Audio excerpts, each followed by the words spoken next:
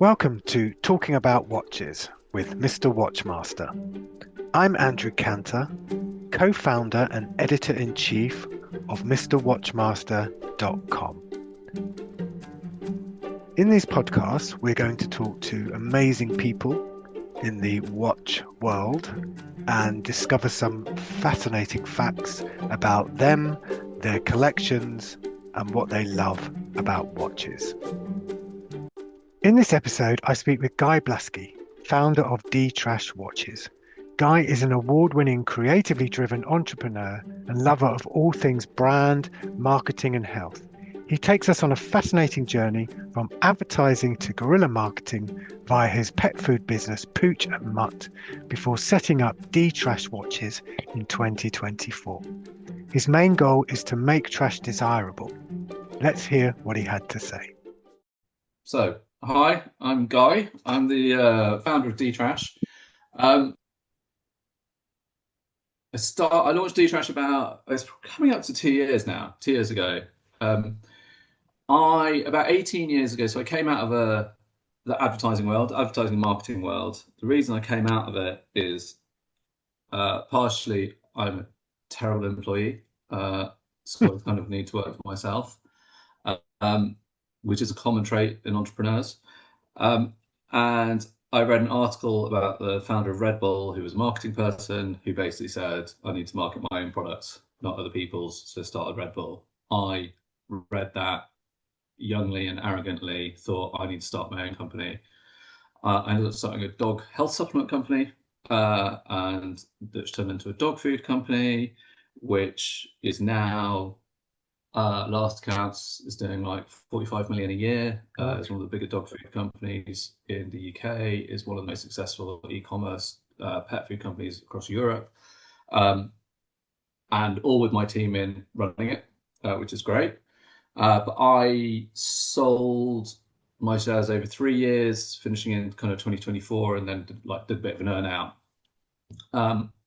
And as people do, I went to buy myself a watch to mark people quite often buy a watch to mark an occasion. Absolutely. And I was traveling out to my last board meeting that I was going to attend. And I went to look at watches, went to buy a watch at the airport. I ended up buying a bronze IWC. But it got me looking at the watch industry. And I work in dog food, but basically I work with lots of other companies that sell to supermarkets. And when you look at supermarkets and kind of look across the rest of the world and the rest of categories, there is always an ethical brand that's challenging the norm and doing really well. Whether that's kind of Tony's Chocolonely versus Dairy Milk, or it's Method versus Flash, or like Patagonia, or even Sun God. And I was like, where's this in the watch world? Watches are way better for effectively virtue signaling. If you look at somewhere like Tom's, a brand like Tom's, which is quite a lot about virtue signaling, watches are a much better way to get across your personality and say who you are than a chocolate bar like Tony's. Sure. And actually sourcing is arguably easier because you don't have to worry about people eating it and dying. And I do some mentoring with some pro bono mentoring with kids at Imperial College. I'm sure we shouldn't say kids; they're like mid-20s. And I was working with kind of an eco materials company, and I found that there were lots of incredible eco materials in the world. They're generally made by material science companies who aren't very good at making final products and selling them, but they're great at making products. So I had this idea that I wanted to create a company to highlight better products, better practices, and put it into categories like watches where it isn't being used. And that's kind of where D-Trash was born. It kind of, I hate founder stories of like, I just couldn't find the product that I wanted, so I had to make it. But it was kind of like, and it's not like, and it's not, people have this debate with me often of like, well, surely it's more eco-friendly to buy a vintage watch, for example, because it's already been made. And the watch industry says that. And that's very much not the point. of D-Trash. It's more about highlighting, we're using like a leather made from beer waste, Yeah. um, or using ocean plastic, or specifying that the steel we use has to be at least 80% recycled.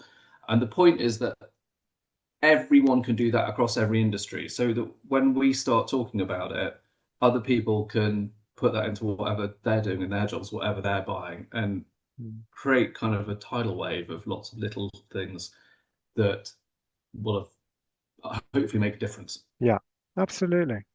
Fascinating. So, how is business? It's good. It's funny. It's not as seasonal, but it's very up and down. Hmm. Like, Yeah. no one buys watches in January. Is what I found out. I Yeah. mean, you may Yeah. have, Christmas is good, November's good, Yeah. January was awful, Right. but not kind of unexpectedly. No, it's the same for Uh, everyone, though, isn't it? yeah, Pretty much. Feb not great, March, April really good.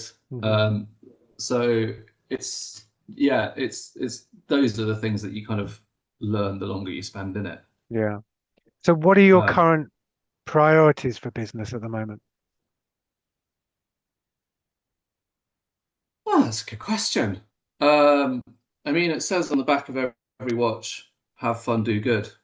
So those are the priorities. You Yeah. know, I mean, just to have a bit of fun. I think watchers, at the risk of alienating your audience, people can take watches a bit too seriously. Um, Some people do, but I think that's what it's all about. I think that's the fun in collecting. That's the fun in having a passion, I guess, isn't it? And different watches yeah, mean different things to different people. So I think that's the exactly. beauty of it. And I think and it's almost like not the game we're playing. People will talk to us about kind of beats per minutes and hairsprings and things like Mm, that. And that's kind mm, of, mm. we're more about the materials, more about the sourcing, more about the production, more about the message, Yeah. and also more about the design. Mm. Like, um, I met the guys at the watch fair. I met the guys from Roger Smith, Yeah. um, and they said something to me like, "Well, we're both doing the same. We're both making watches." And it's like, Mm. we're not. No, We're no, not doing the no, same. not at Like, all. there's nothing Did they similar say that or about. did you say that?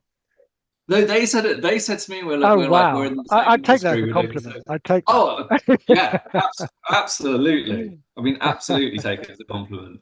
But you know, we couldn't be more But I different. think that's good. What the that's the And with community. absolute full respect to Yeah, them. yeah, yeah, yeah, yeah. Absolute.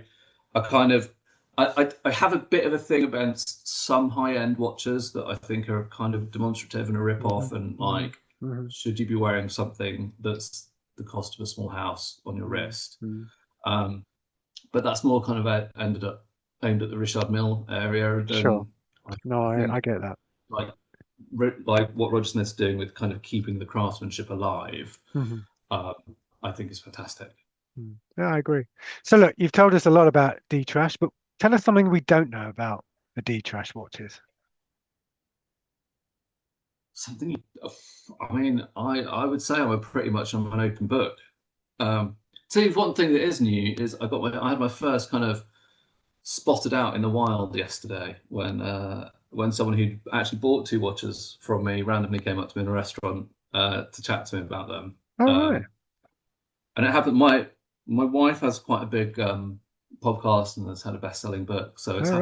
happened to her a few times. So when someone comes over, we expect it to be for her. But yeah, first time celeb spotted in the wild yesterday, which is lovely. Yeah. Yeah, it must be very, very fulfilling when that happens. Okay, so look, let's Yeah, get on to the watches that you wear. You said you had the IWC you bought. I mean, do you wear that? Is it yeah, every day? Or obviously you're going to wear the D-Trash, I would imagine. But what do I you wear? do you know what? It's one of my, I wouldn't say regrets, but since starting D Trash, I only wear my you know I only wear my D You Trash only wear that. watches, Mm. or I wear a Garmin when I'm kind of running and cycling. Right, right. Um, and I'm going to put it out there because I'd love to do a collab with Garmin. It's kind Okay. of one of the ambitions of D Trash is I really want to do a collab with Right, Garmin. right. Um, Why? I Why is do that? have Why them? um, because I like the idea of D-Trash offering a fitness watch, like a smartwatch fitness Right. watch, and there's no way on earth that, I mean, not no way on earth, but I don't have the time or energy or resources to compete with what Garmin Sure. offers in terms of infrastructure and technology. Mm. But I think I could offer something to kind of the design and materials to side. Yeah. Um, same as with the watches that we Yeah. Yeah. wear. I mean, you've got Sure. Seiko movements or citizen movements in Hmm. them. I'm not looking to develop a movement. I'm looking No. to kind of design the watch. And Garmin has the best insides in the same way that Seiko has great insides. Yeah. True. So I'd love to do that. Okay. Um, but I do have, but my collection of watches that I no longer wear are, I've got a Rolex OP that I've had since I was about 13 that is on a leather strap, so it looks like an heirloom that's been handed down, Nice. um, which I really like. Yeah. It's like 38 mil. It's old on 38 mil. Although it was serviced about 8 years ago. It was serviced, and they polished it, which I'm Oh. really gutted about. Oh. Um, You need the original um, patina. Oh dear. yeah, and they polished the strap, and it was so, it had Oh like yeah. 20 years of wear in it. Oh. Mm. And it came back, and I just didn't know that that was a thing to ask Yeah. for. Um, I've got my IWC, my bronze IWC, which is patinaed really nicely. That Yeah. I've put on an FKM rubber strap, which looks really nice. It's bronze one with the blue Yeah. face, with the chrono. I've got an old Tag 200 somewhere, which was like from when I was a kid, which is nice. Um, and I've got Cartier Pasha that I've never worn. All It was a right. 18th gift Wow. that I am I'm waiting for them to become cool again. Yeah. Um, Well, I it mean, feels like, the Santas has sort of had its, has come back, hasn't it? So maybe the Pasha well, will no, do the so same. my hope is that like every other watch that Gerald Genta has designed Yeah. has become like iconic and Iconic. collectible, Yeah. Yeah. except the one that I own, Yeah. um, which I'm a bit gutted about. Cool. Um, so yeah, I'd love that to become popular and I could sell it. Yeah, no, that'll be good. So, okay, well, let's talk about those the Grail watches. Which what would you like to own? I mean, you mentioned Roger Smith. I mean, who wouldn't want a Roger Smith? But it's not everyone's taste, is it? I mean, which watch would I like to own? Not that bothered. I'm Right. honestly not. Like I Definitely love like a not definitely not a Richard Mille though. no. No, I don't get it. Honestly, don't get it. And I don't. I, you know, I like a bright orange Casio F91 as much as I like a Richard. Well, no more than I like a Yeah. Richard Mille. Um, I like to buy a watch.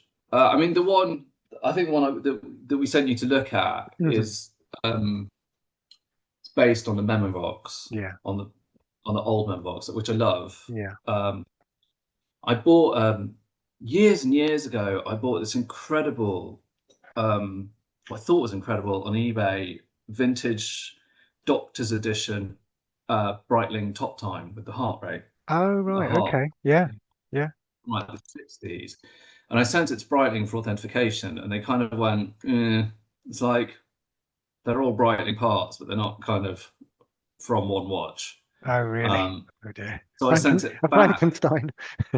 Yeah, and it was Oh, shame. hindsight, I slightly wish I kept it because it was Hmm. gorgeous. And then when they re-released the top time, they Yeah. made it like 5 times too chunky, Yeah. um, I agree. which I think a bit. Which yeah, the old one, the old vintage one was lovely, and the Mm, new one mm. is Yeah. just not. Yeah. Um, Yeah, I mean, I yeah, tend to err towards the vintage world rather than, the brand new because I just think there's so much. They look better. They're made better. I think, and I mean, for me, the beauty's on the inside. Obviously, you open the watch, and the movement is just, particularly with the older watches as well. They're just fabulous. I mean that's kind of part of where we started D-Trash from as well is because I like the look of a vintage watch, but I can't look after nice things that well. Uh, you know, I Yeah. need a watch that I Yes. can knock and drop and Knock about. Absolutely. which is probably why I'm not that bothered. I don't kind of have like a Grail watch that I'd really Mm, like. mm, I mean, I love like, if someone said you had to spend a lot of money on a watch, mm. I'd probably go for like a Vacheron Yeah. 222 or Yeah. overseas because I actually really like the re-edition. Is it the 222 because Mm. it's pretty faithful to the vintage and it's quite understated.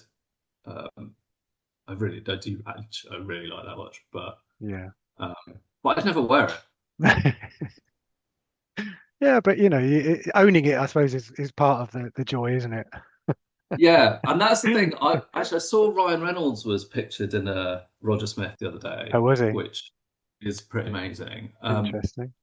But I don't think I've ever seen one in the wild. I can't imagine. Like, if I had one, I'd want Mm. to bubble wrap my arm. Yeah. For, I've seen a few, and they are incredible. They are incredible. Anyway, look, let's get on to talk about the business and talk about the watch business. So, what do you like best about the watch business? so what I like best about the watch business is, unlike my old business in dog food. If you Very different. imagine, the similarities are incredible. Really? Actually, it's nuts. Um, it's really interesting. So the similarities are incredible because when I was in dog food kind of 15 years ago when I launched, it was very much there were about 10, 15 upcoming British brands and the big multinationals, which is kind of exactly where Mm, watches are now. yeah, It's the quite big groups. interesting. And Yeah, those kind of 15, 20 brands, the British brands, 4 or 5 did really well. And I can see exactly the same thing happening. And also, similarly to dog food, there's a real niche of enthusiasts, like the people who go to crafts, which are the same people that, mm. not the same people, but like the people that go to watch shows, Yeah, that are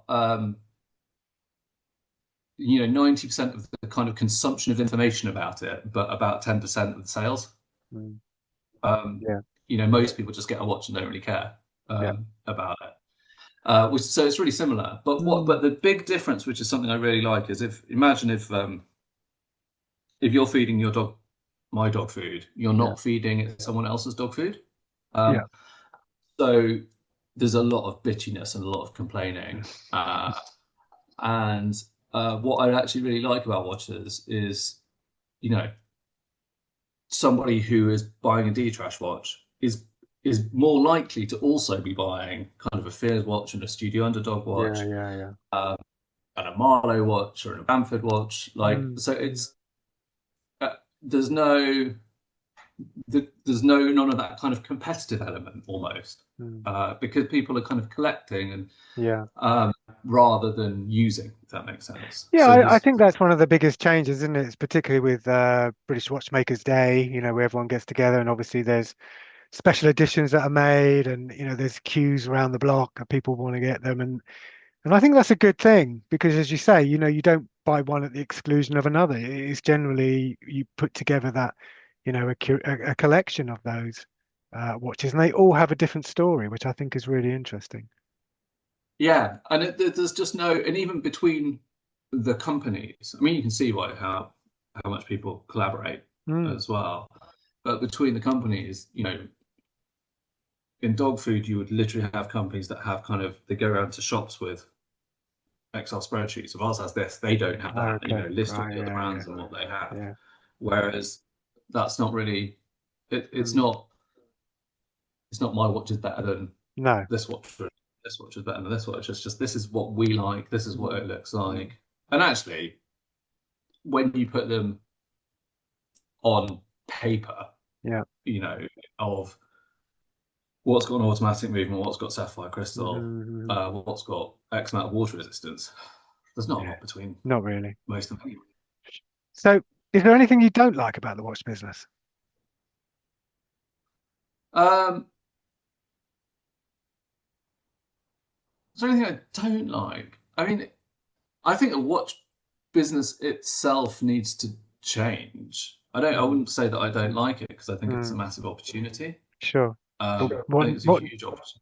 what needs to change? Well, I think it's very much happening with kind of smaller brands taking on the larger brands, smaller brands being a lot more nimble and developing kind of more exciting. Like I think a lot of watches are boring. Right. So I think that side of it needs to change. I think obviously the environmental side of it needs to change. Like I'm doing what I am doing so that other people go, why are we using virgin steel in our watches? Why aren't we using Yeah. recycled steel?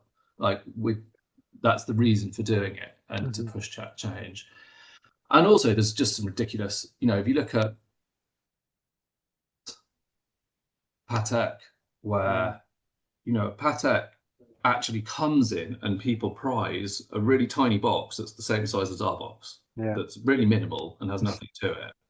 But when you buy it, you get this massive like bit of mahogany that's made somewhere, shipped somewhere, sent to a store, then goes to someone's house and gets put in the back of a cupboard while the watch goes in a safe, and they prize the little kind of mauvey box that it comes in, or burgundy. It's probably burgundy box that it comes in, and it's like that's just like what a ridiculous waste of kind of resources, energy, transport, fuel, emissions for something that is never at any point used by anyone.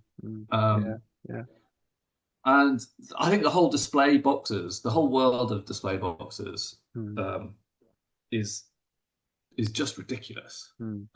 So I would change that immediately in the watch world if I could. I think it's very easy to put better environmental practices in.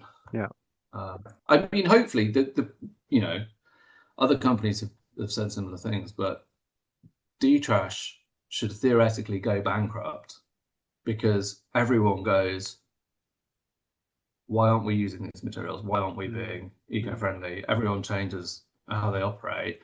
We have absolutely no point of difference, so we go bust. And that in itself would be a huge success. Exactly. If I can change the world to that degree and lose a bit of money on D-Trash, I'll be more than happy. Oh, interesting. Okay, so let's wrap it up in terms of looking at what's next on the horizon for you. Well, we're looking at some interesting materials. One that I've mentioned in another interview that I just can't see how I'm going to make it happen. So you've heard of Fordite, I assume. So there's another material which is called surfite, which is made from so when people are kind of fiberglassing surfboards, you get a similar thing to Fordite. And I found some surfboard manufacturers in Cornwall, and they're like, we've got tons of this. Right. Because you're down in Devon, aren't you? You're in Devon, are you? Or no, in Poole. Oh, Poole, sorry. Yeah. Which is also the home of Elliot Brown, Night Watches. It's like Norcane are down here, which didn't know it's nuts. There's a little watch community down here. So that's one material we're looking at. I want to do a chrono, but automatic chrono movements are really expensive, and I hate ticking.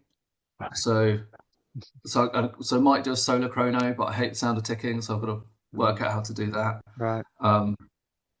That's why a lot of watches are automatic. So how different? Because Fordite is that's the waste from a Ford paint factory, isn't it? Well, where they do the car. So there's beautiful. What does surfite look like? Is it similar to Fordite, or really similar? Is it? So very really colourful, lots of different, all unique patterns and.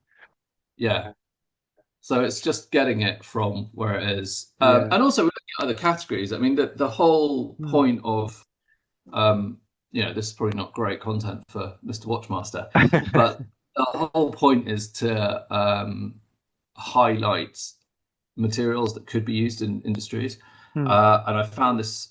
I'm a runner. I've just done an Ironman, so I'm a runner, cyclist, and all right, fitness is wonderful. really.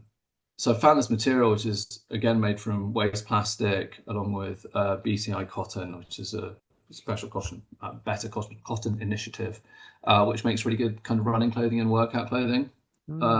So I think there's potentially we might move into running clothing or also golf clothing because it's really good for golf. Yeah.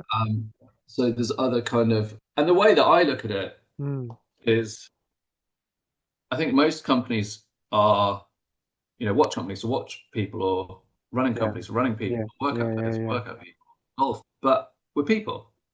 People play golf and go to the gym and wear a watch. Absolutely, yeah. Like, you can be one person that does all of those. So there's other categories that we're looking at which are quite exciting. Sounds interesting. And what you'll appreciate is so all the design work is done by me. Everything is done by me. Right. And the same thing I did at my old company. And at some point, I kind of brought in some other people to help. And I have an idea of what I want our logo to develop to and our brand to develop to. So we're looking at kind of a brand process that should come to light next year as well. Wow, sounds amazing. It's that journey, isn't it? You're going on that journey, and so it's fascinating. So yeah, and it's a lovely world to be in. It really is. And it's interesting. There's not many kind of D2C watch companies, but it kind of works. I love that I get a little. My daughters love hearing the little cha-ching when I get a sale on my phone, and Great. I store everything at my house, ship them out from home. It's kind of I used to have about 3,000-4,000 pallets of stock at any one time at my old company. So going from that to having a cupboard full of watches is a lovely relief. Exactly. A lot less storage.